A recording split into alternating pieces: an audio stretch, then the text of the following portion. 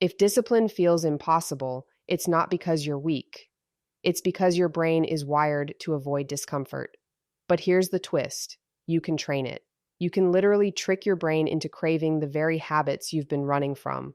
Today, we're going to break down how to rewire your mind so discipline stops feeling like punishment and starts feeling like power. Because once you understand how your brain works, everything changes. Discipline is a reward, not punishment, but most people never experience it that way because they associate it with restriction, deprivation, and forcing themselves into behaviors they don't enjoy. From childhood, discipline is presented as something you endure when you've done something wrong, something taken away from you or forced onto you. So it's no surprise that as adults, people automatically feel resistance toward anything that requires structure or self-control. But this emotional reaction doesn't reflect the reality of discipline. It only reflects old conditioning. The truth is that discipline is one of the few things in life that actually gives more than it takes. It gives you clarity, direction, progress, confidence, and the ability to rely on yourself. When you begin to see that discipline protects your future, you stop viewing it as a cage and start seeing it as an investment.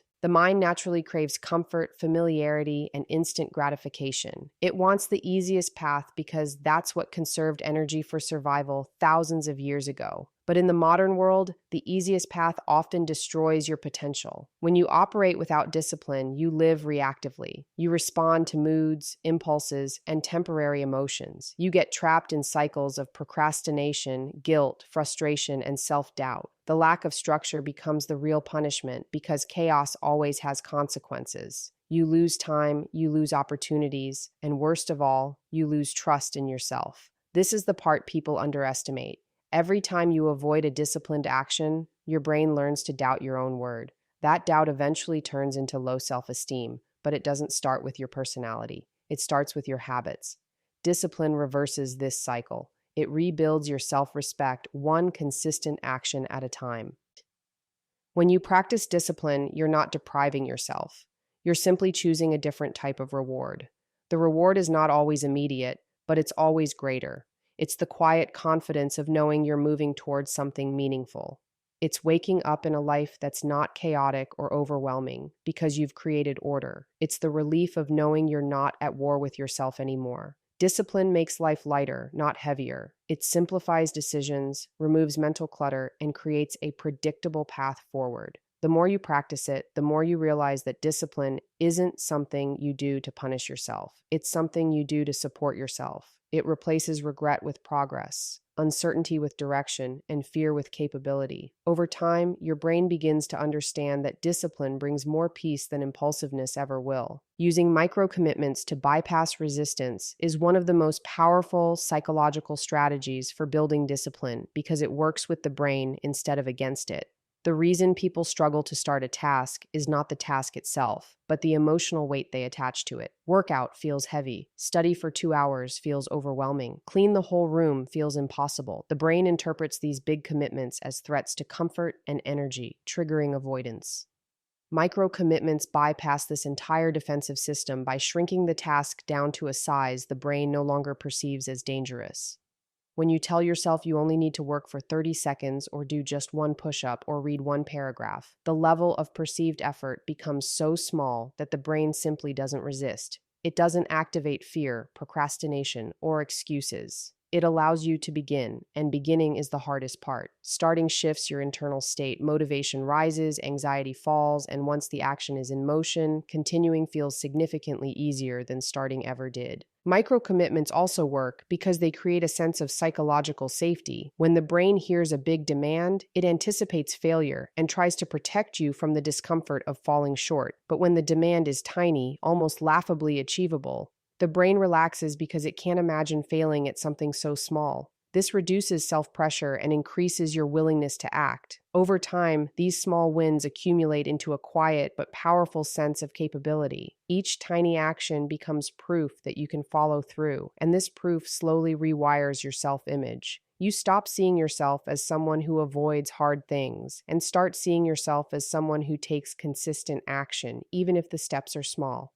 This shift in identity, formed through repetition, is what eventually leads to real, sustained discipline. Micro-commitments also undermine perfectionism, which is one of the biggest barriers to consistency. Perfectionists often avoid starting unless they can do everything perfectly at once, which creates overwhelm and chronic procrastination. But when the goal is intentionally tiny, perfection becomes irrelevant. You're not trying to complete the whole task, you're just trying to begin. The lowered expectation frees your mind from the all or nothing trap. Ironically, once you start, you often end up doing far more than the micro commitment required, not because you forced yourself to, but because momentum naturally carries you forward. The initial resistance dissolves, and the micro step turns into meaningful progress. This is how small actions compound into big outcomes without relying on motivation or willpower. Micro commitments transform discipline from something intimidating into something accessible, achievable, and sustainable. Dopamine rewiring begins with understanding that your brain has been conditioned to chase outcomes, not actions. Society teaches you to only celebrate the finish line, graduations, promotions, weight loss goals, achievements that come long after months of effort. But when the brain receives dopamine only at the end, it has no reason to enjoy the steps required to get there. This creates a painful gap between intention and action. You know what you want, but the journey feels draining, frustrating, and unrewarding because your biology isn't being fed along the way. The brain craves immediate feedback, yet discipline offers delayed rewards, and the mismatch creates resistance. Rewiring your dopamine system means teaching your brain to value the process, showing up, trying, practicing, improving, rather than only valuing the final result. When you begin to link dopamine to the act of doing the work instead of finishing it, discipline becomes easier because your brain starts to anticipate pleasure not after the task, but during it. Rewarding the process doesn't mean giving yourself treats or external rewards every time you take a step. It means creating internal cues that tell your brain, this is good, this matters, keep going. The most effective way to do this is through intentional recognition, noticing the small wins, acknowledging the effort, and reinforcing the act of showing up. When you tell yourself, good job, you started, or you showed up even when you didn't feel like it, you're activating a reward loop that strengthens the habit. This internal reinforcement is subtle but profound. Over time, your brain begins to associate the act of beginning with pleasure, which makes the barrier to entry lower. You stop relying on motivation or perfect conditions because the reward isn't somewhere far in the future. It's embedded in the present moment. Even a small step becomes meaningful because it triggers a microdose of accomplishment, shifting your emotional relationship with effort. The power of rewarding the process lies in how it changes your identity. People who only chase outcomes often feel like failures when results come slowly, even if they're working hard. But when you reward the process, you begin to see yourself differently. Not as someone struggling toward a distant goal, but as someone actively living the behaviors that create that goal. This builds a sense of pride and stability that no external achievement can provide. It also reduces anxiety because you no longer judge yourself by how far you still have to go. Instead, you anchor your self-worth in showing up, learning, and making progress. The more you reinforce the process, the more your brain learns that discipline itself is a source of dopamine. You stop waiting for the finish line to feel good, and the journey becomes something you can sustain without burning out. Hooking habits to your existing routines is one of the most effective ways to build discipline because it removes the need for willpower and decision-making. The brain loves patterns. It loves predictable sequences. When something becomes automatic, it stops feeling like effort and starts feeling like a natural part of your day. The problem is that most people try to build new habits in isolation. They attempt to introduce a new behavior without any anchor, hoping that sheer motivation will carry it forward. But motivation is unstable, and the brain quickly abandons anything that feels unfamiliar or inconvenient. That's why habit stacking, or connecting a new behavior to something you already do effortlessly, works so powerfully. You're not trying to create a new routine out of thin air. You're simply attaching it to a structure that already exists. This dramatically lowers resistance because the brain recognizes the pattern and knows what comes next. When you hook a new habit to an existing one, you piggyback on a behavior your brain has already automated. You brush your teeth every morning without thinking about it. You make coffee, take a shower, check your phone, lock your door. These actions happen with almost no mental effort because they're deeply ingrained. By placing a new habit directly after one of these automatic behaviors, you bypass the mental negotiation that usually stops people from being consistent. For example, if you want to start reading more, you attach the habit to your morning coffee. coffee becomes the cue, and reading becomes the follow up. Over time, your brain begins to link the two so tightly that skipping the new habit feels incomplete. This is how habits become automatic.